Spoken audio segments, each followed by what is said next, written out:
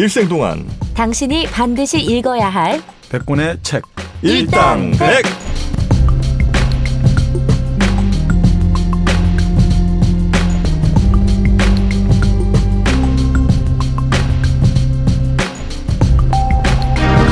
일생 동안 당신이 반드시 읽어야 될 100권의 책 일당백. 20번째 책이죠. 자본, 막스의 자본 이제 3부가 시작됐습니다. 자, 그래서 막스가 이제 혁명을 하자라고 한 것도 아니고 그냥 날 것이다 라고 예언을 했단 말이에요. 그렇죠. 근데 났긴 났죠, 사실. 났죠. 혁명이 한번 났는데 아니, 무슨 혁명이 났죠? 1917년 러시아 혁명. 볼셰비키. 그렇죠. 네. 볼셰비키. 그리고 1949년 중화인민공화국이 수립됐죠. 중공 우리가 말하는. 네. 그러니까 바로 그 공산주의 혁명으로. 그리고 마찬가지로 몽골도 민주공화국이 이제 사회주의가 두 번째 세계대전 됐고, 쿠바, 네. 베트남. 그러니까 결국 우리가 뭐 지금 북한도 공산주의가 아니다 여러 가지 말하는데, 공산주의라 자본주의를 구분한 건 딱 하나입니다. 제일 중요한 거, 사유재산 인정하느냐 인정하지 않느냐. 개인의 재산을. 네, 그게 제일 핵심입니다. 그래서 아까 말씀드린 대로 교환 과정에서 이 부라는 것들이 자본가가 많이 가져가잖아요. 네. 생산수단을 갖고 있는 사람들. 그렇기 때문에 막스 입장에서는 새로운 사회에서 누가 누구에게도 수탈당하지 않고 대등하게 서로 등가 교환, 같은 값으로 교환하려면 누구도 생산수단을 소유하면 안 된다는 거죠. 사유하면 안 된다는 거죠. 그냥 사회적으로 같이 공유를 하든지 그게 중요하다고 이렇게 보는 거죠. 그리고 예를 들어서 이 어떤 제품에 들어간 노동 시간이 네. 똑같이 8시간이면 같은 가치로 환원돼야 된다는 거죠, 이 사람은. 그렇죠. 그런데 이제 그때 말은 아까 말씀드린 평균적 노동가치, 사회가 인정하는 평균적 노동가치지 내가 개별 노동자가 8시간 일했다 이게 중요한 게 아니라 사회가 인정하는, 사회가 합의한 평균적 노동가치, 그렇게 보는 거죠. 그러니까 이거를 또 어떤 사람들은 그러면 청소하시는 분의 1시간하고 노벨 경제학상, 노벨 막 물리학상 아인슈타인의 1시간 막 장정 노동하고 같냐, 어떻게 이게 같을 수 있냐. 근데 본질적으로 노동 가치들 입장에서는 어떤 개인도 시간은 24시간이고 그 사람의 1시간은 동등하다고 봅니다. 좋다. 네. 좋아요? 좋네. 네. 네. 근데 본인이 만약 유재석이었어 봐. 근데 출연료를 정민여랑 똑같이 받아야 돼. 안 되지. 아니죠. 근데 그게 이제 바로 아니 그거죠. 그러니까 이게 막스가 도이치 이데올로기라는 책에서 그렇게 놨는데 네. 이 생산과 소비를 사회적으로, 그러니까 말 그대로 이제 사유가 아니라 사회적으로 딱 할 때는 예를 들어서 능력에 따라 일하고 레닌이 그렇게 했지만 능력에 따라 일하고 성과에 따라 이제 예를 들어 가지고 성과에 따라 분배받는 게 사회주의라고 한다면 공산주의에서는 바로 지금 말씀 능력에 따라 일하고 필요에 따라서 분배를 받는다. 유토피아죠 뭐 사실. 그 예를 들어 정민여는 지금 아파요. 사회주의랑 공산주의랑 달라요? 다르죠. 뭐 이제 이게 애초에 이렇게 같이 쓰다가 뒤에 이제 현실 사회주의 흔히 말하는 레닌에 있어가지고 조금 달라졌거든요. 그래서 전투적 사회주의를 공산주의라 부르고 당시 또 사회주의가 개량적 사회주의가 있으니까 좀 구분하는 의미에서 공산주의하고 사회주의를 좀 구분했는데 처음에는 많이 섞었었죠. 근데 이제 사회주의를 요즘은 공산주의로 가기 위한 전 단계, 과도기 단계로 보통 설정하죠. 공산주의라는 것은 진짜 말 그대로 뭐 흔히 말하는 유토피아가 실현되는 거죠. 지금 말씀대로 자기 알아서 일하고 필요에 따라 분배받는다는 거죠. 그래서 정민여님이 예를 들어 지금 아파요. 네. 그래서 병원에도 다녀야 되고 그다음에 병원 다니면서 먹는 걸 좀 가려 먹어야 돼서 비싼 것만 먹어야 돼. 근데 돈이 없으면 못 먹고 치료 제대로 못 받을 거 아니에요. 그러니까 필요는 엄청나게 많을 수 있어, 나보다. 근데 일하는 거는 내가 더 많이 일을 하고 뭐 내가 더 많은 효과를 냈기 때문에 내가 돈을 더 많이 받을 수도 있잖아요. 근데 그게 아니라 나는 비록 많이 일을 하고 뭐 많은 가치를 창출해냈지만 지금 당장 나에게 필요한 거는 뭐 약간의 먹을 것과 뭐 고기 정도면 된다. 근데 정민여에겐 수많은 뭐 병원 치료라든지 이런 것도 필요하다. 그러니까 정민여가 나보다 더 많은 돈을 받는 거예요. 근데 거기에 대해서 나는 불만이 없지만 많은 분들이 아마 불만을 가질 수도 있지. 왜냐하면 나는 이만큼 해서 만들어낸 게 이만큼 이렇게 많은데 저 조금 만들어낸 애한테 더 많이 줘야 된다고? 그렇죠. 그건 불만이 가지. 사람들 전체의 생각이 바뀌지 않는 이상 요거는 가기가 쉽지 않다. 가족끼리는 그게 그렇게 하고 있잖아요. 가족끼리는. 가족끼리? 가족은 부모 아니까 뭐 부모들이 어쨌든 능력에 따라서 돈을 벌고 아이들 필요에 따라서 나눠주잖아요. 가족이 어떻게 보면 약간 좀 공산주의 사회. 우리 마도님이 김일성을 아버지라고 우리 김일성 아버지 하신 이유가 있구만. 공산주의를 자기 가족처럼 생각하더라고. 그렇네. 그러니까 가족은 어쨌든 그런 식으로 운영은 되고는 있는 거라고 볼 수도 있죠. 약간 그러니까 결국 이런 것 같아요. 지금 말씀은 이제 우리가 이 사회에서 우리가 살아가고 있잖아요. 그러면 지금 제일 중요한 건 생산과 소비가 지금 분리돼 있잖아요. 네. 우리가 뭔가 이 생산하는 게 어떤 욕구를 충족하기 위해서 생산하는 게 아니라 팔기 위해서 생산하잖아요. 이게 우리 공장에 가서 일을 할 때 이게 내가 다 휴대폰 가지고 내가 먹고 살 수는 없잖아요. 그런데 누군가 필요한 사람에게 네네. 팔기 위해서 산단 말이에요. 그러니까 생산과 소비 사이 교환이라는 게 존재할 때는 지금 말씀대로 그런 어떤 내가 왜 열심히 일하고 내가 성과가 있는데 왜 내가 쟤는 더 내보다 더 일도 안 하고 놀고 하는데 왜 줘야 돼? 이런 건데 그게 흔히 지금 말씀대로 이제 사회적인 생산과 사회적 소비 교환이 사라지는 단계. 말 그대로 아까 생산 수단을 더 이상 사유하고 있지 않는 사회가 올 때는 사회적 생산과 사회적 소비가 되면 우리가 예를 들어 지금 의료보험이라든지 이런 것도 뭐 어떤 사람들은 돈을 많이 내면서 네, 한 번도 병원 안 가시는 분도 많잖아요. 부자들 중에.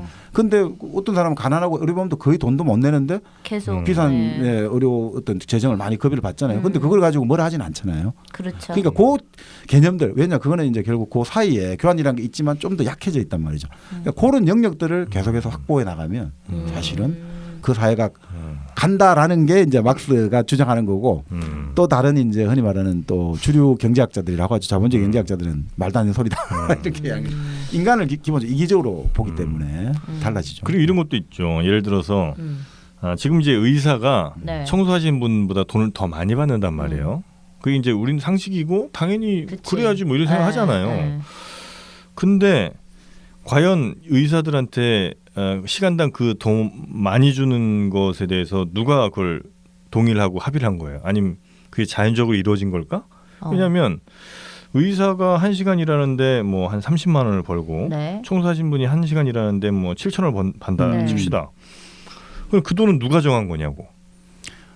지금 저 질문이 바로 막스가 아까 20세기 그 박스에 관련해 가지고 그 20세기 미국에 우리 저번에 나왔던 정의론 저번에 나왔지만 정의란 무엇인가 샌델 나왔지만 샌델 앞서서 그 롤스의 정의론의 핵심 화두였죠. 그러니까 평등의 원리, 차등의 원리, 기회균등의 원리 이걸 지금 우리 정프로가 딱 지적하고 계십니다. 롤스였구나. 롤스였어. 롤스. 롤스야 나는. 롤스의 바로 지금 롤스예요. 그 누가 정했어요? 그래서. 근데 그 롤스가 그 딜레마를 어떻게 극복을 하셨죠? 극복을 했죠. 그 극복은 우리 정박님이 해줄 겁니다. 중요한 건 다 떠넘기는구만. 얕아 지식이. 질문까지만 던지는 거예요. 이게 철학입니다. 질문을 하는 게 철학이죠. 질문 던지는 게 네, 철학이에요. 그럼 답해 주세요. 그러니까 결국은 이제 롤스가 그러니까 사실 그렇지 않습니까? 우리가 지금 보면 네, 이게 그렇죠. 근데 이거 누가 정했고 이게 부조리하지 않냐라고 할 때 그 롤스가 얘기한 게 차등의 원리거든요. 우리가 차등을 둔다. 왜 차등을 두느냐? 딱 전제가 그거예요. 의사가 예를 들어 더 많은 대우와 더 많은 사회적 인정을 받고 청소하시는 분이 청소부가 더 적은 대우와 더 적은 평판을 받을 때 그 차별이 정당화되는 이유 하나는 청소부가 몸이 아플 때 그리고 여러 가지 건강에 문제가 있을 때 그 의사의 도움을 그 의사의 어떤 그 의사한테 지금 여러 가지 사회가 좀 차별적으로 이어주는 혜택들이 이 사람에게 도움이 된다. 그 사람이 그 많은 혜택을 받아가지고 더 많은 의료 기술을 발전시켜가지고 이 사람을 더 잘 치료를 해준다라는 전제하에서 그것은 차등도 허용이 된다. 이 차등 원리를 말했던 걸로 제가 이해하고 있습니다. 정확히 이해하셨네. 네. 근데 의사가 집에서 진짜 힘들어 죽겠는데 막 집 지저분하고 음식물 쓰레기도 막 집에 쌓여 있고 막 이러면 청소부가 와서 해줘야 되잖아. 그렇죠. 그러니까 그 노동의 그러니까 그게 시간에 대한 게 우리가 아까 그 교환 과정에서 작은 거죠. 본질적으로는 똑같은데 청소부의 1시간이나 뭐 외과 의사의 1시간은 같지만 그렇지만 지금 우리 사회가 교환 과정에 있어가지고 그 합의된 평균의 어떤 이런 것들이 다른 거죠. 근데 또 의사가 이렇게 돈 많이 버는 나라가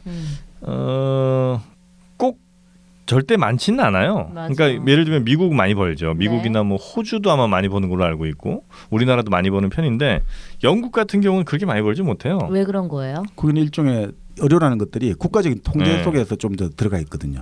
공적 영역으로 좀 더 들어가 있죠. 그럼 의사 약간 공무원 같은 그런 느낌인 건가? 뭐 넓게 보면 그런 거죠. 의료 서비스를 공적 부분에서 해결해 주는 거예요. 그렇죠, 그렇죠. 네. 그리고 저 쿠바도 좀 그렇고. 쿠바도 의사가 부자가 결코 아니에요. 쿠바는 근데 공산 거기 이제 공산국가고. 그러니까 의료라든지 우리가 제일 필요한 거 있잖아요. 의료라든지 주거 집이라든지 자 이런 것들에 대한 것들이 어느 정도 보장이 되면 그죠? 그게 있는 것하고 없는 건 정말 다르거든요. 우리가 가장 살아갈 때 우리 힘으로 어떻게 할 수 없는 상황들이 있지 않습니까? 뭐. 그럴 때 몸이 아프고 어떤 사고로 장애를 입고 이럴 때 그걸 어떤 무엇이 그걸 보장해 준다, 보호를 해준다. 이렇게 살면 그게 아주 사람이 살아갈 때 병원을 구경해야겠네. 이제 그것도 약간 이제 그렇죠. 논란이 있으니까 우리나라는 사실 제가 볼 땐 굉장히 좋은 것 같아. 우리나라가 그 의료 시스템만큼은 물론 이제 우리나라도 사실 불만은 없지 않아 있어요. 예를 들어서 얼마 전에 이제 우리 저 장모님이 병원에 갔단 말이에요. 5인실을 들어가야 됐어요. 왜냐하면 비싸니까 1인실은. 근데 이제 1인실을 어쩔 수 없이 하루는 묵어야 되는데 그래서 1인실을 하루는 갔습니다. 너무 좋더라고. 못 가지. 1인실에 있다가 5인실에 어떻게 가? 와, 근데 가긴 갔어요. 결국 하루만 이제 계시긴 했는데. 장모님은 5인실로 보냈어요? 그러니까 여기서 문제가 생기는 거예요. 내가 장모님을 1인실에서 5인실로 보냈는데 나는 그러면 나쁜 놈이냐는 거예요. 나쁜 놈이지. 그런 생각을 갖게 만들죠. 돈도 잘 벌면서 장모님을 5인실로 보냈어요? 그렇게 많이 아프지 않으셨어요? 아니 그리고 몹쓸 사람이네 진짜. 아니 근데 이 말도 물론 1인실이 쾌적하다 이러지만 근데 이런 것도 있거든요. 최근에 연구 결과 보면 아주 중병을 앓는 환자들 있잖아요. 특히 암이라든지 이런 병을 앓는 환자들을 1인실에 이제 실험이라면 좀 그렇게 해보니까 더 우울해지나? 1인실에 하고 6인실에 해봤는데 6인실에 있는 분들의 생존 예후가 엄청나게 좋아요. 아 그래요? 진짜. 네. 마음이 좀 결국 인간이랑 커뮤니케이션을 해야 되거든요. 그러니까 사실 1인실로 옮겨드리세요. 그러니까 1인실에 있어가지고 커뮤니케이션 할 사람이 많다. 뭐 친구가 맨날 찾아오고 그러면 잠시라도 나 혼자 없다. 그러면 뭐 더 좋겠지만 그게 없이 그냥 혼자 1인실 있다. 그게 과연 좋나요, 그죠? 그건 다른 문제라는 거죠. 근데 이제 뭐 요거는 그렇긴 한데 이제 내가 1인실로 모시지 못한 그 미안함이 생기는 거는 굉장히 불만인 거예요. 아니 그러니까 차라리 1인실이라는 게 아예 없으면. 그래서 우리가 그렇지. 아프면 무조건 그냥 6인실 뭐 이렇게 가야 된다. 혹은 뭐 병의 필요에 따라서 이건 1인실로 가야 되는 거면 그렇죠. 돈의 차이 격리 없이 처리를 해야 되는 게 있죠. 그럼 1인실로 가 이러면 괜찮겠는데 돈 있는 사람은 1인실을 갈 수 있고 없는 사람은 6인실을 갈 수밖에 없는 상황이면 내가 돈 없어서 이렇게 아픈 것도 서러운데 돈 없는 게 더 서러워지는 일이 생기면 좀 안 되지 않겠는가 이런 생각이 한편으로는 들다가 또 생각해보니 내가 한 달에 한 5억씩 버는 사람인데 아니 내 돈 내가 써서 부모님 좀 뭐 편하게 모시겠다는데 그걸 막는 것도 또 별로 이제 합리적인 것 같지는 않고 이런 고민이 살짝 제가 이제 들었다는 거죠. 그러면 만약에 그걸 막게 되면 1등석도 없애야 돼. 그렇지. 비행기 퍼스트 클래스. 우리 사회 모든 걸 다 바꿔야 돼요. 그러니까요. 그렇죠. 근데 사실은 우리가 스웨덴에 예전에 85년에 결국 극장 영화 보고 나오다가 암살당한 팔매 수상 같은 경우도 그 사람은 자전거 타고 다녔잖아요. 수상하고 할 때. 그리고 극장 영화 똑같이 줄 서가지고 보고. 그러니까 이 양반에 따르면 왜 1등석을 세워야 되느냐. 그 이번에 연구 결과 나온 거 보면 이런 게 있거든요. 사람들이 그냥 1등석 없는 비행기를 이용하는 그 승객들의 다툼이 거의 없어요. 근데 1등석, 2등석, 3등석 이렇게 구분이 많을수록 다툼이 엄청 많아져요. 그래요? 네. 그래 왠지 모를 그 상대적 박탈감이 진짜 심해. 근데 그렇게 만약 그걸 막으면 사람들의 욕망 혹은 사람들의 그 동기부여 이게 좀 될까? 예를 들어 내가 비즈니스석을 보면서 돈 많이 벌었고 언젠간 저걸 타겠다. 저기 한번 타야지 이런 생각이 이제 난 들면서 더 열심히 뭔가를 할 수도 있잖아요. 그러니까 이게 참 힘든 문제인데요. 그러니까 이 사회주의권 출신들 로스트로보비치 같은 첼리스트, 로스트로보비치 그리고 뭐 이런 사람들이 와서 그런 이야기를 하더라고요. 예전에 이제 그 일종의 쫓겨났지 않습니까? 그 예전 소련 시절에 쫓겨나가지고 있는데 이분 모르는 것 같아요. 되게 유명해. 그래요? 미국 갔죠? 네, 그러니까 서방세계에 있었죠. 이분이 그 이야기를 해요. 자기가 너무 힘든 게 소련에 있을 때는 자기 재능을 펼쳐줄 때 하나도 자기는 긴장한 것도 없고 사람들이 칭찬해줬다는 거예요. 이런 좋은 음악을 들려줘서 고맙다. 그리고 자기 긴장할 이유가 없다는 거예요. 아니 내가 그냥 사람들에게 좋은 재주를 보여주는 건데 뭐가 긴장하냐. 사람들이 그렇게 해서 자기는 인정을 받았는데 자본주의 사회 이제 서구에 왔는데 돈을 버는 건 좋은데 사람들이 자기가 이제 긴장 안 하고 있으니까 그것까지도 욕을 한다는 거예요. 저게 잘난 척한다, 천재의 어떤 티를 낸다. 그리고 그렇게 이제 뭡니까 중상모략이 많고 헐뜯고 시기하고. 그래요? 네, 그러니까 이 사람은 내가 왜 이 그 예전에 조국에 있을 때는 이런 거 재주를 보여준 게 남들이 와서 다 칭찬해 주다는 거야. 야, 우리 중에 이렇게 너가 뛰어난 애가 있어서 너무 감사하고 고맙고. 이게 뒷말이 아니고 이런 게 있는데 이쪽 사이에 넘어온 순간 막 이거는 시기 질투의 대상이 돼가지고. 그러니까 소련에 있을 때 그렇게 뭐 부를 축적하지 못했지만. 그렇죠. 그러면서 더 오히려 결국 닦았는데. 근데 여기 오니까 부는 많아지고 하는데 자기가 너무 행복하지는 않더라는 거예요. 왜냐하면 이걸 조금만 실수하면 이 돈을 얼마짜리 주고 들어왔는데 그렇지. 우리를 본전 생각나게 그래 더 하니까. 부담이 더 되더라는 거예요. 그래서 최고의 자기가 연주를 거기서 못하. 그러니까 물론 이 사람이 천재니까 뭐 하지만. 근데 그 사람조차 그런 그 토론을 하는 거예요. 그러니까 결국은 우리가 지금 말하는 순도 결국은 그런 이야기를 하거든요. 그러니까 정말 부에 물질적 자극을 줘야지 사람이 움직이는 건 사실이죠. 인간 움직이는 거는 결국 욕망인데. 근데 그 욕망을 미국 같은 경우는 재밌지 않습니까? 돈을 많이 버는 게 하는 것도 욕망이지만 나중에 갈 때 왕창 기부를 하게 만드는 거. 이것도 그런 욕망을 만들어 준 거거든요.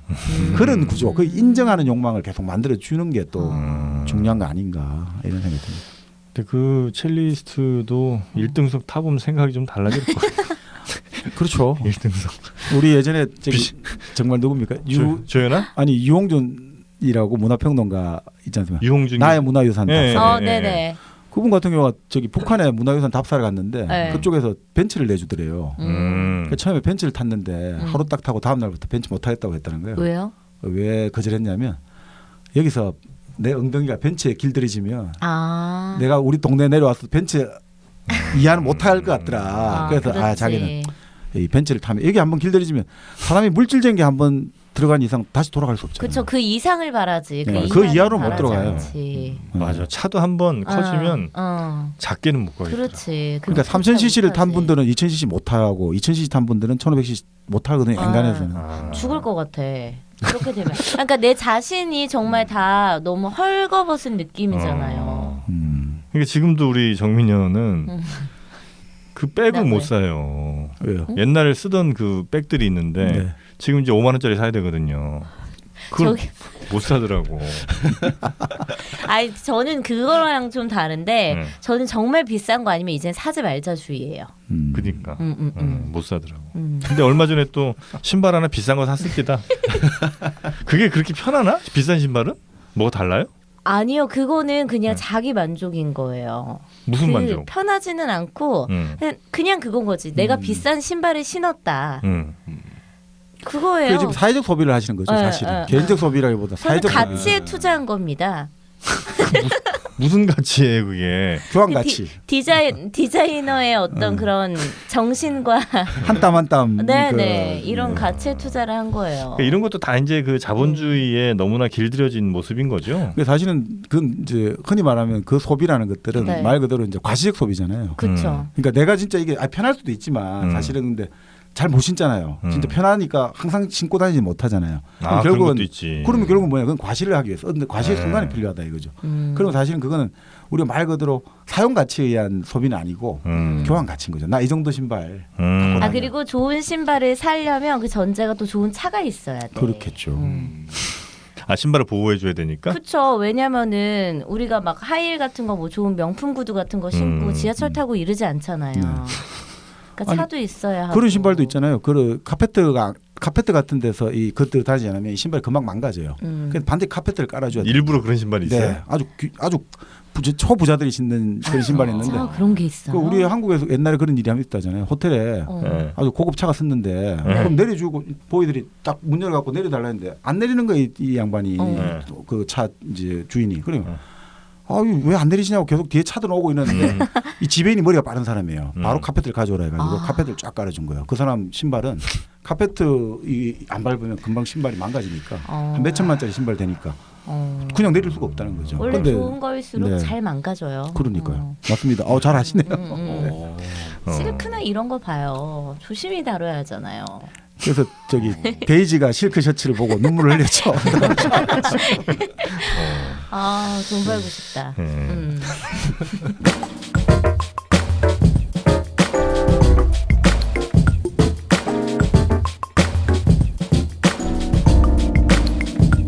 하여튼 이 막스가 진짜 어마어마한 작품 하나 남기고 이 자본이라는 작품을 남기고 이제 가셨죠. 네네. 예, 그래서 그거에 대한 이제 평가들은 어떻게 뭐 지금은 좀 정상적으로 많이 나오고 있습니까? 근데 저는 어떤 사람은 그런 얘기를 하더라고요. 이 공산주의 혁명이 초반에 다 실패했다고 얘기를 하지만 이건 지금 아직 그 과정에 있다. 그래서 앞으로 더 시간이 지나면 다시 또 다른 혁명이 아마 시작이 될 거고 그때야 비로소 완성이 될 거다. 그러니까 이 막스의 예언은 뭐 50년 100년짜리가 아니라 뭐 한 300~400년짜리가 될 수도 있다. 이제 150년이니까. 촛불 집회.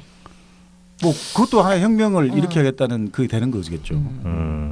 그 왜냐하면 그런 그 촛불 집회 우리가 이제 2017년 17년 촛불 집회도 그 근본적으로는 우리가 물론 이제 현상적으로는 박근혜 정권의 국정농단이다라고 보이지만 거잖아요, 그렇죠. 근본적으로 뭐냐면 양극화거든요. 이 양극화의 현실 속에서 우리가 더 이상 이대로 못 살겠다라는 것들이거든요. 사실은 우리가 겉으로 나타나는 건 항상 그런 정치의 형식을 띠지만 항상 그 근저에 깔려 있는 것은 결국 경제죠.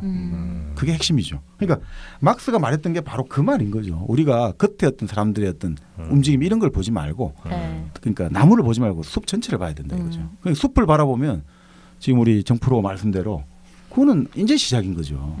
그 우리가 말하는 기독교 예수 그리스도의 기독교가 그 성공적으로 전파되고 그 인정되기까지 300년 가까이 걸리지 않습니까? 근데 이제 여기 150년이란 말이죠. 그러니까 이게 나쁘고 좋은 게 아니라 역사의 어떤 흐름에서 보면 이제 아주 이제 1라운드가 끝났다는 거죠. 그러니까 이제 이건 좋고 나쁘고의 문제가 아니라 그렇게 바라보는 분들이 많죠. 그럼 이제 자본주의의 뭐 이른바 종주국 비슷한 미국에서 혁명이 일어날 가능성이 가장 큰가요? 글쎄요. 그러니까 항상 어떤 형태로 올지 모르는데 근데 이제 이런 건 있겠죠. 미국을 바라보면 사실은 미국이 20세기 초반만 해도 그 노동조합 운동, 노동운동이 가장 활성화된 나라거든요. 그래서 우리가 뭐 그런 이야기 있지 않습니까? 뭐 무릎 꿇고 나는 뭐 하느니 서서 뭐 내 죽음을 맞이하겠다. 무릎 꿇고 비굴하게 타협하느니 서서 죽음을 다오 뭐 이런 식으로. 그리고 노동 메이데이라는 게 바로 미국 노동운동에 나온 거거든요. 그렇죠. 그런데 그 노동운동이 다 깨져버렸죠.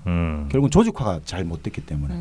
그런데 그에 반해서 독일 같은 경우는 지금도 독일 사회민주당이라든지 노조 같은 경우가 거의 역사가 150년?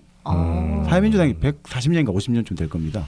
그 단기가 아직 있어요. 140년에 1870년대 만들어졌던 단기를 아직도 보관하고 있어요. 나치의 탄압을 피해가지고 그 단기를 다 보관했는데 그러니까 그런 노동자 정당이 있고 그다음에 독일의 노동자 그 아까 저번에 말씀드렸지만 이계라고 IG 이계 같은 경우는 금속 노조인데 그 조합원이 360만 명이거든요. 그러니까 이 사람들이 이 회비 내는 것만 해도 돈이 얼마나 많은 규모겠습니까? 그러니까 그 노조 사무실에 박사급 연구원만 400명이 있어요. 그 노조에는 삼성경제연구원이에요? 그러니까 그 정도가 돼야지 이거를 우리가 그러니까 독일에서 노조라는 것은 단순하게 노동자들의 이익 이런 게 아니라 그 이게 조합원에는 그런 자격이 다 된다거든요. 내가 대학생인데 앞으로 이쪽에서 일하고 싶어. 그럼 그 조합원으로 다 받아준다요. 잘린 사람도 받아주고 해고 뭐 받아주고 은퇴한 사람도 조합원이고 조합이 마치 우리 가족이라든지 국가처럼 이런 하나의 어떤 튼튼한 방어막 울타리가 돼주는 거죠.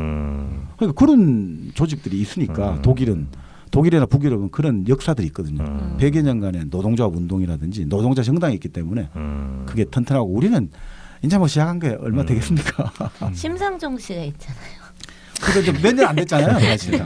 하긴 영국은 노동당이 참 수권 정당이기도 했네요, 그죠? 그렇죠. 근데 지금 우리 같은 경우는 뭐 정말 이제 2007년 대선 때를 누가 보더라고요. 2007년이요? 대선. 예. 그 당시 어땠죠? 이명박 후보 대선 공약이 비정규직 늘리겠다고 공약했잖아요. 노동위원화. 그런데 당시 민주노총 조합원만 80만 명이었거든요. 그 당시에. 근데 권영길 후보 그러니까 정규직 모든 걸 만들겠다는 후보한테 간표는 70만 표밖에 안 돼요. 민노총 조합원만 표 다 찍어도 80만 표 나와야 되는데 70만 표. 그리고 비정규직 노동자 숫자가 당시 570만이었거든요. 그러면 한 명씩만 더 투표도 1140만 표면 자기들 정규직화 시킨 사람을 대통령 찍어줘야 되잖아요. 왜 안 찍는 걸까? 근데 안 찍잖아요. 왜 안 찍을까요? 현실 불가능할 것 같아서. 결국 그렇죠. 대안이 아직 아니라고 보는 거죠. 공상적이라고 보는 거죠. 지금 이게 불만스럽고 불안하지만 대안 없이 다 때려칠 수는 없다 이거죠.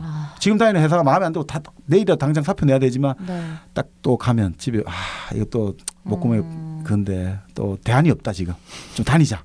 대안을 찾을 때까지만 다니자. 그러다가 뭐 5년, 10년, 20년 되겠죠. 그러니까 그런 뭔가 지금 새로운 대안에 대해서 불확실하니까 이게 잘 안 되는 거죠. 네. 그래도 한번 해봤으면 좋겠네. 다 같이 노동당 찍는 거야. 다음 대선 때 어때요? 그게 바로 결국 막스의 바로 해답입니다. 막스가 자본에서 말하는 해답은 모든 노동자가 저기 파업을 하는 거예요. 총파업을 하는 거예요. 사실은. 그 말은 무슨 말이냐면 모든 노동자 총파업하면 자본가도 어떻게 됩니까? 자기도 먹고 살려면 자기도 일을 해야 되잖아요. 자본가가 노동자가 되는 그 날이 이 세계가 이제 해방되는 날이다 이거죠. 이재용이 그렇죠. 같이 똑같이 일을 하는 게 그게 반도체 칩 공장 들어가서 일해야 되네. 아니 그 여기 강신주 교수는 그 예를 들더라고요. 마지막 황제 있지 않습니까? 영화에 있잖아요. 네. 마지막 황제가 푸이 아닙니까? 푸이가 얼마나 황제입니까? 이제 하늘의 자식이고 막 어릴 때 자기 뭡니까 내시들한 그 뭡니까 그 황관들한테 막 먹물도 먹이게 하고 진짜 별 완전 인간으로서는 최고의 권력을 뭐 조금 어쨌든 사치를 누렸는데 그다음에 나중에 이제 중국이 사회주의 되고 나서 교화 생활을 받잖아요. 근데 교화 생활 받을 때 그 사람을 때리고 이런 거 안 했잖아요. 너 이제부터 맞아 좀 이런 거 안 하잖아요.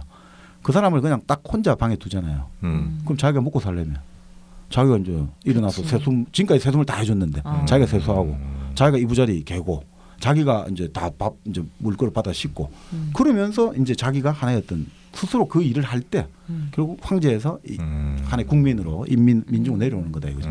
결국 마찬가지로 그 막스가 자본에서 말하는 총파업이라는 것은 당장 다 때려 부수라 이런 게 아니라 바로 그런 이제 자본가들을 진정하게 이 사람들도 스스로 하는 노동을 할 수 있을 때 이 사회는 한 단계 더 이제 물질적으로도 발전하고 우리가 정신적으로 발전한다. 그래서 이 자본가의 노동력을 우리가 다 공유하자. 그 생산성을. 그러면 결국 앞으로의 사회는 자유로운 개인의 결사체로 바뀐다. 폭력 이런 게 중요한 게 아니라 자유로운 개인이 결사체가 된다는 거죠. 그래서 이제 막상 나중에 도이치 이데올로기, 독일 이데올로기에서 아주 환상적인 이야기를 하는 거예요.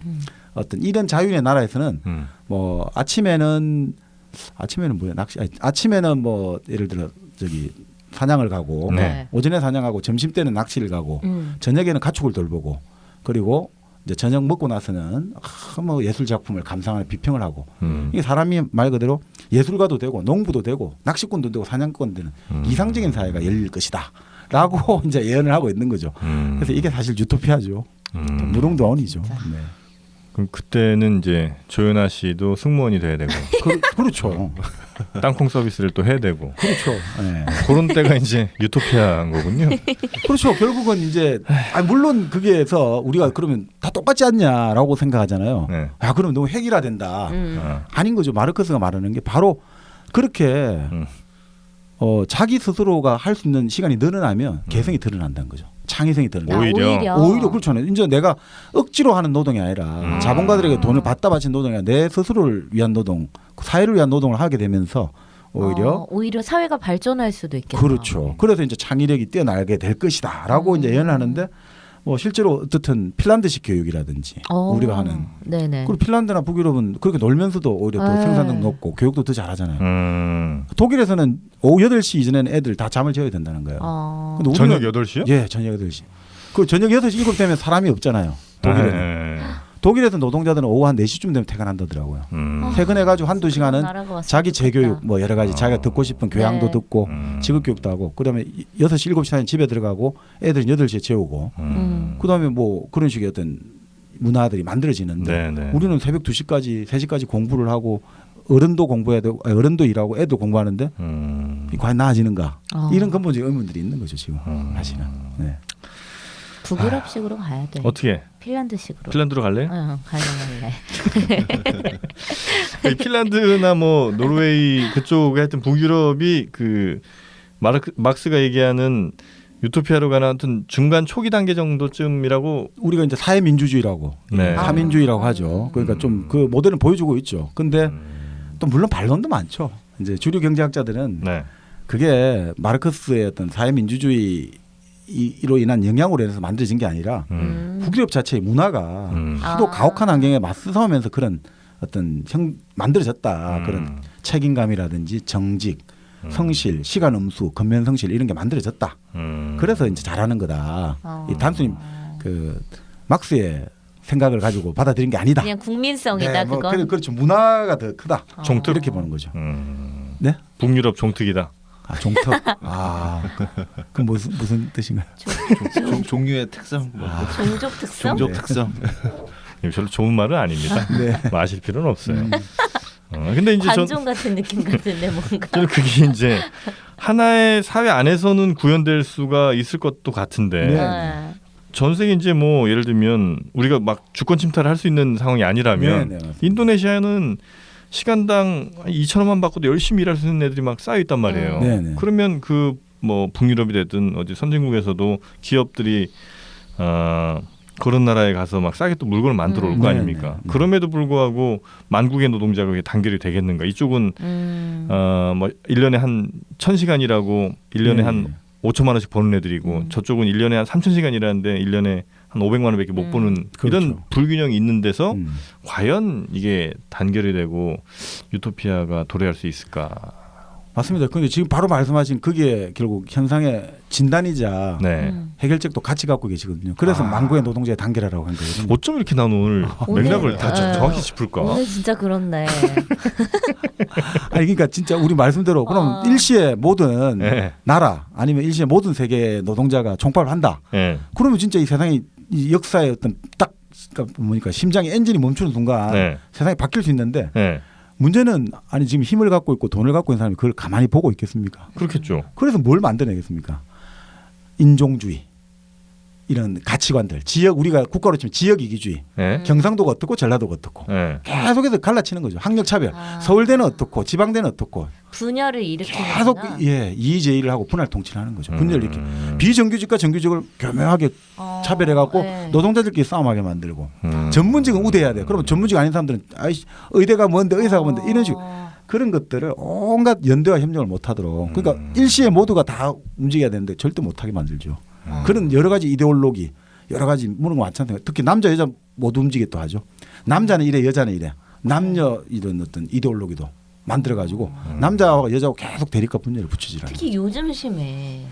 요즘 되게 막 그 세대 사이에 어떤 그런 갈등이 이렇게 이제 진짜 하다 못해 남녀 사이에 이런 것까지. 그러니까 그거는 좀 이상한 애들이 많아. 거기에 제대로 넘어가신. 아니 나는 그 싸움을 좀 중지하자고 나갔다가 가끔 왜 이렇게 싸움 말리다가 사건에 연루돼서 경찰서 가는 애들 있잖아요. 내가 딱 그 꼴이야. 난 싸움 좀 말리고 싶었다고. 무슨 남성 혐오 여성 혐오를 합니까?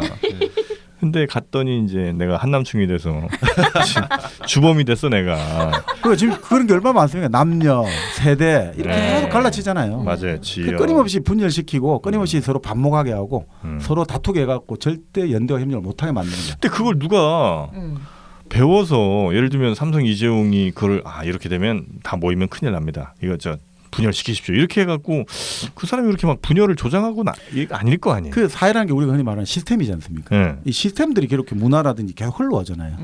이런 것들이 이미 하나의 큰 어떤 우리 흐름을 겪었지 않습니까? 이제 왕조 사회, 중세 사회에서 근데 이제 자본주의로 그럼 그게 흔히 말하는 역사라는 것들은 결국 어떤 그 법칙에 따라서 그 궤적을 따라가는 거죠. 우리가 어떻든 저떻든 간에 일본의 10년 20년을 따라가지 않습니까? 그거는 하나의 어떤 이런 그러니까 마르크스가 여기서 그 법칙이라는 말을 쓰는 게 역사라는 것들이 그렇게 한번 가면 어떤 형태 어느 나라 어느 지역에 불구하고 그것들은 비슷한 궤적을 그려간다는 걸 뜻하는 거죠. 그러니까 꼭 그게 어떤 특정 개인이 뭘 하고 이런 게 아니라 법칙이잖아요. 법칙이라는 것은 특정 개인의 의지와 의도와 무관하게 움직여가는 거다 이거죠. 그런 거죠. 어떻게 우리 긴 시간 자본을 좀 읽어봤는데 우리 정민여님 좀 느끼는 바가 있어요? 오늘 좀 어렵기는 했는데 이렇게 얘기를 듣다 보니까 진짜 그냥 나 자신만 잘 살면 되지라는 그런 제가 개인주의적인 그런 성향이 되게 강한데 오늘 생각으로 좀 많이 바뀌었어요. 좀 단결 좀 해볼래? 노동당에 일단 가입을 해야 될 것 같고 당원으로. 네, 그래야 될 것 같아요, 진짜. 그래요. 알겠습니다. 우리 마도님은 사실 비정규직이 굉장히 많은 업종에서 일하시지 않습니까, 그죠? 예, 그렇죠. 정규직이라고는 사실상 없죠. 우리 다 그렇죠, 뭐. 뭐 그럴 수 있네요. 네. 네. 그렇죠. 다 비정규직이죠. 뭐 여기 있는 사람. 뭐 그렇죠. 근데 이제 우리 주변에 그래도 나나 정민여님은 주변에 정규직들은 좀 많이 알고 있잖아요. 방송국 일하는 뭐 정규직들도 있고. 그것도 되게, 그것도 근데 되게 비정규직이 많던데. 그것도 왜냐면 회사들이 점점 그 회사 제가 느낀 게 방송국 안에서도 되게 그 정규직과 비정규직을 가르면서. 그걸 되게 교묘하게 조장하고 막 그러더라고요. 자기들 입맛에 맞게 막 이거 맞춰준 사람은 막 정규직으로 해주고. 그러니까 반목을 시키고 계속 갈등을 조장하는 거죠. 분열을 시키고. 네. 자본의 핵심 매진 딱 하나입니다. 뭉치면 죽고 흩어지면 흩어지면 죽고 뭉치면 산다. 뭉치면 죽어요. 뭉치면 살고 흩어지면 죽는다. 이게 바로 자본이 이제 막스의 메시지죠. 그래서 단결하라는 거예요. 단결하라. 뭉치기가 쉽진 않으나. 그러니까 이제 뭉치면. 근데 사실 이 책을 보면 그런 이야기도 해요. 우리가 상용 자동차라든지 상용? 드디어 오랜만에 나왔네. 상용 드디어 자동차. 나왔어. 그러니까 뭐 상용 자동차나 한진중공업 있지 않습니까? 네. 거기도 그때 막 난리 났지 않습니까? 사람 자르고 구조정 많은 분들 목숨을 잃었는데 그 상용 자동차를 인도에서 5,225억에 인도 마인드라가 인수를 했고 한진중공업도 자본금은 2,390억이에요. 그러면 한국의 금속노조 조합원들이 15만에서 뭐 17만인데 그러니까 이 사람들이 얼마씩을 내 가지고 1년만 적립해도 이 회사를 인수할 수 있는 거예요. 그리고 전체 우리 노동자가 지금 취업 노동자가 3년 전 통계인데 한 1,700만이거든요. 네. 1,700만 명이 뭐 몇만 원만 내도 다 회사들 인수할 수 있거든요. 예를 들어 이마트도 그 이야기 나오잖아요. 자영업자가 560만이거든요. 그 이마트가 전국에 완전히 자영업자들 다 완전 황소개구리처럼 다 파괴했는데 이마트 자본금이 5년 전 기준으로 1,393억이에요. 그럼 자영업자 560만이 1억 원만 모아도 이마트를 얼마를 설립할 수 있습니까? 그죠? 560만 1억 모으면 이마트를 몇천 개 설립할 수 있어요. 그러니까 모이면 엄청난 힘이 되는데 못 모이는 거죠. 서로 경쟁하고. 그런 걸 그렇죠? 진짜 좀 널리 알려야겠어요. 그러니까 경쟁하니까 경쟁하러 딱 모여가지고 같이 브랜드 만들자 해가지고 하면 어떻게 됩니까?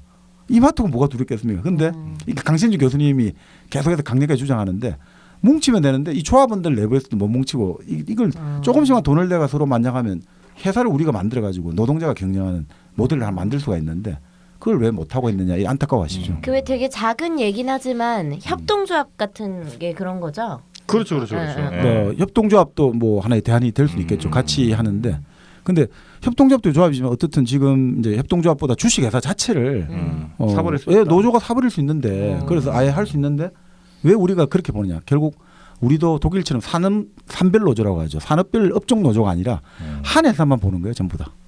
현대자동차하고 다른 회사하고 상용자동차하고 같이 안 하려고 하는 거죠. 왜냐하면 같이 공동 노사교섭하면 현대자동차 노조원들이 좀 불리할 수도 있지 않나. 그런 또 그죠? 이게 뭐 제가 정확한 사실 모르고 말하면 안 되지만 예를 들자면 그러면 서로 간에 이게 안 되잖아요. 내가 피해보긴 싫은데.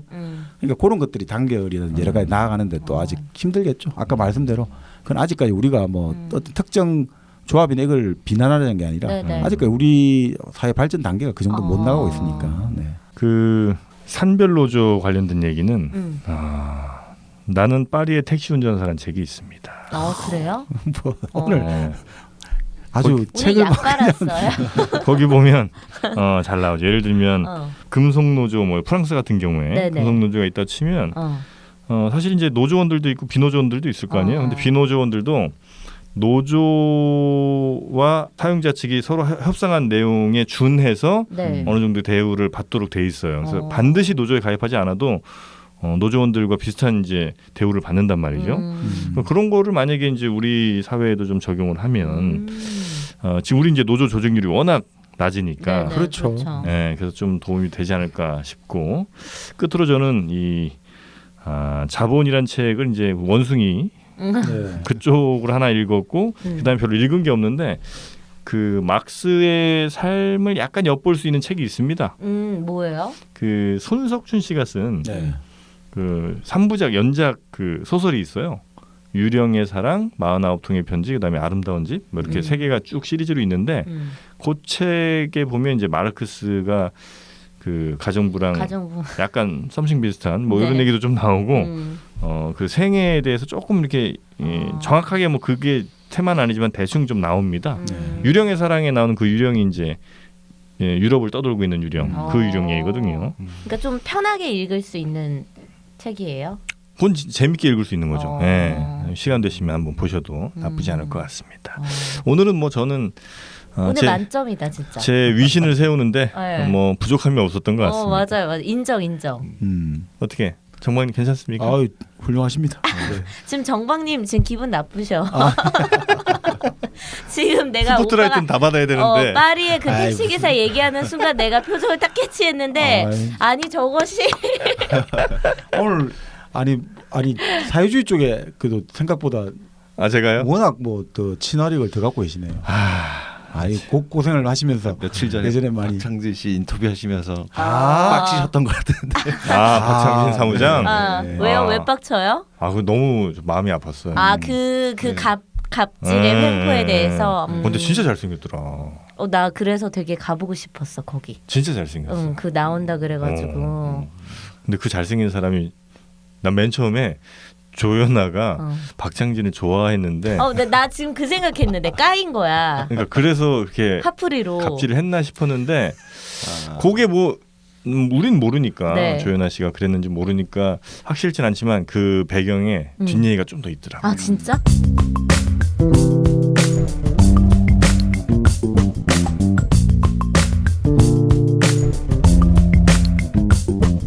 어떻게 오늘 네네. 자본 뭐 못다 하신 얘기 있으시면 아닙니다. 다 하셨습니까? 워낙 막스는 자본을 통해서 어쨌든 해법을 주려고 노력한 거죠. 과학적인 해법. 그리고 사람들에게 절대 메시아를 기다리지 말고 너 스스로 너의 현실을 인식하고 너 스스로 내 사슬을 끊을 때 오히려 새로운 길이 열리지. 그리고 절대 혼자 부자가 된다는 것은 환상이고 다 함께 부자가 되려면 어떻게 해야 되느냐. 뭐 이게 더 단계를 해라. 뭐 이런 취지였겠죠. 네. 단결하는 당신, 행동하는 당신이 메시아입니다. 메시 기다릴 게 없어요, 여러분. 네. 자, 저희 막스의 위대한 책 자본 오늘은 여기서 좀 마무리를 하고요. 다음 시간에는 뭘로 갑니까? 좀 편하게 한번 갑니까? 네, 뭐 우리 오랜만도 아니고 처음으로 우리 시 공부를 한번 해볼까요? 시 공부요? 포임. 시하면 원태현 아닙니까? 뭐 각자 또 준비해 주셔도 좋고. 시 낭독 시간도 있나요? 그러니까 뭐 하시면. 그래 우리 각자 한 편씩은 낭독하기로 합시다. 네. 그리고 일단 뭐 준비해 오신 시. 뭐 정지용이나 김소월. 정지용. 서정주. 이렇게 하면 또 아니 뭐 어쨌든 정지용, 김소월, 서정주, 한용운 뭐 이렇게. 좀 중심으로 해서 한번 우리 결국 시라는 것은 결국 우리하고 가장 깊숙한 관계가 있는 거잖아요. 네네네. 한번 그런 우리 시인들을 가지고 한번 이야기를 해보면 어떨까 이런 생각이 좀 드네요. 네, 알겠습니다. 시 한번 저희가 다음 시간에 다루도록 하고 다음 시간에는 우리 정민여님과 마도님, 저와 정박님이 각각 낭독하는 최애 시, 가장 내가 사랑하는 시 하나 정도는 낭독한 시간을 한번 갖도록 하겠습니다. 원태인 신입니까? 원태인 무시하지 마세요. 아니요. 로맨티스트예요. 네가 그릴 수 있는 한 최대한 크게 원을 그려봐. 그걸 뺀 만큼 널 사랑해. 원태현입니다 이게. 자, 다음 시간에 저희가 시로 만나 뵙도록 하고요. 저희 일당백 21번째 시간에 만나 뵙도록 하겠습니다. 함께해 주신 여러분 대단히 고맙습니다. 고맙습니다. 감사합니다.